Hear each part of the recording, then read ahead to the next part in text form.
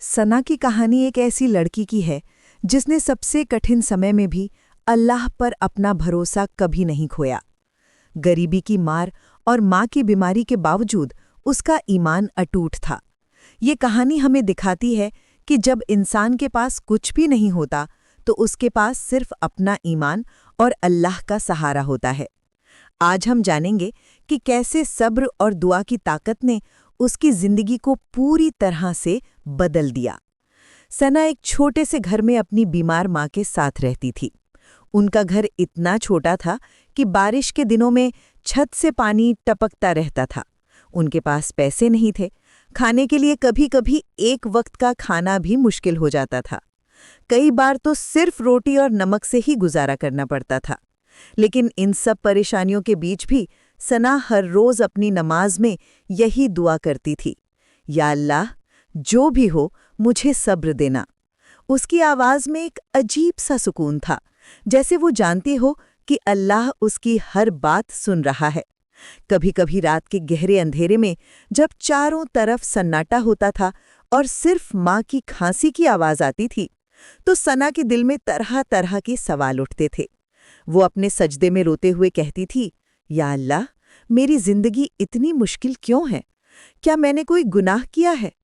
लेकिन फिर वो खुद को समझाती थी कि अल्लाह अपने प्यारे बंदों की परीक्षा लेता है। जैसे सोना आग में तपकर और भी चमकदार हो जाता है, वैसे ही इंसान की आत्मा मुश्किलों में तपकर और भी मजबूत बनती है। यही सोचकर उसका दिल धीरे धीरे शांत हो जाता था। एक दिन स्कूल में एक बहुत बड़ी खुशखबरी आई। स्कॉलरशिप टेस्ट की घोषणा हुई थी।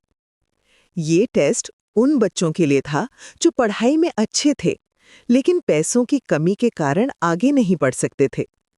सना के दिल में उम्मीद की एक छोटी सी किरण जगी। वो जानती थी कि अगर वो ये टेस्ट पास कर जाए तो उसकी पढ़ाई का रास्ता हमेशा के लिए साफ हो जाएगा। उसने घर आकर अपनी माँ से कहा, अम्मी, मैं ये टेस्ट देना चाहती हूँ। माँ ने अपनी कमजोर लेकिन प्यार भरी आवाज में कहा, बेटी, अल्लाह तुम्हारे साथ है, जो भी होगा अच्छा ही होगा।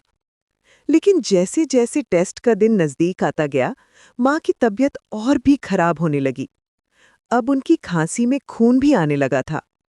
डॉक्टर ने कहा था कि बिना प्रॉपर ट्रीटमेंट के उनकी हालत और भी बिगड़ सकती है। सना को अब छोटे-मोटे काम करने पड़ते थे ताकि दवाई के पैसे आ सके।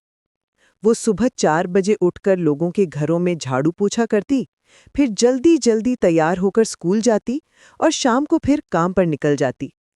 इतनी थकान और परेशानी के बाद भी वो अपनी 5 वक्त की नमाज कभी नहीं छोड़ती थी। एक रात जब वो बहुत ज्यादा परेशान और थकी हुई थी, तो उसने अपने सजदे में कहा, या अल्लाह, मैं बहुत थक गई हूँ, लेकिन फिर भी तुझ पर पूरा भरोसा है। उसकी आंखों से आंसू बह रहे थे, लेकिन दिल में अभी भी उम्मीद की एक छोटी सी लौ जल रही थी। वो बार बार हस्बी अल्लाहु ला इलाहा इल्लाहु पढ़ती रहती थी, जिसका मतलब है कि अल्लाह ही काफी है, उसके अलावा कोई माबूद नहीं। आखिरकार टेस्ट का दिन आ गया। सना ने अपनी सारी तैयारी और हिम्मत के साथ एग्जाम हॉल में कदम रखा। उसके हाथ थोड़े कांप रहे थे, लेकिन दिल में पक्का यकीन था कि अल्लाह उसके साथ है। हर सवाल के साथ वो मन में अल्लाह का नाम लेती रही। जब एग्जाम खत्म हुआ तो उसने आसमान की तरफ देखकर दिल से शुक्रिया अदा किया। कुछ हफ्तों बाद रिजल्ट्स आए। सना का नाम स्कॉलरशिप पाने वालों की लिस्ट में सबसे ऊपर था। जब उसने ये खबर सुनी तो उसकी खुशी का कोई ठिकाना नहीं था। वो घर की तरफ दौड़ते हुए गई और माँ को बताया। माँ की आंखों में खुशी के आंसू थे। उन्होंने कहा, बेटी, तुम बहुत मेहनती और सब्र वाली हो। अल्लाह ने तुम्हारी मेहनत और दुआओं का फल दिया है। लेकिन अल्लाह की रहमत यहीं नहीं रुकी। कुछ दिनों बाद एक चैरिटेबल ऑर्गेनाइजेशन के लोग उनके घर आए। उन्होंने सुना था कि एक होनहार लड़की की माँ बहुत बीमार है। उन्होंने सना की माँ के इलाज की पूरी जिम्मेदारी उठाने का फैसला किया। सना की आंखों में खुशी के आंसू थे। उसने तुरंत सजदे में जाकर कहा, या अल्लाह, तूने सच में मेरा सब्र देख लिया। धीरे धीरे उनके घर में सुकून और खुशी वापस आने लगी। माँ का प्रॉपर इलाज शुरू हो गया था और सना की पढ़ाई भी बिना किसी चिंता के जारी थी। अब वो अपने आसपास की दूसरी लड़कियों को भी बताती थी कि मुश्किल वक्त में भी अल्लाह पर भरोसा कभी कम नहीं होना चाहिए। सना की कहानी हमें सिखाती है कि सब्र का फल हमेशा मीठा होता है।